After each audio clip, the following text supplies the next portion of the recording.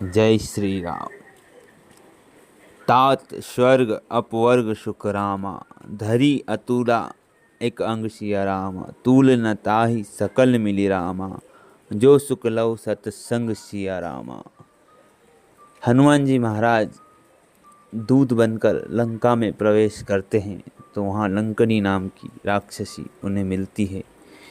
जैसे ही वो राम को दूत को देखती है, उन्हें प्रणाम करते हुए कहती है कि राम के दूत को देखना भी वैसा ही है जैसे स्वर्ग की प्राप्ति हो गई हो।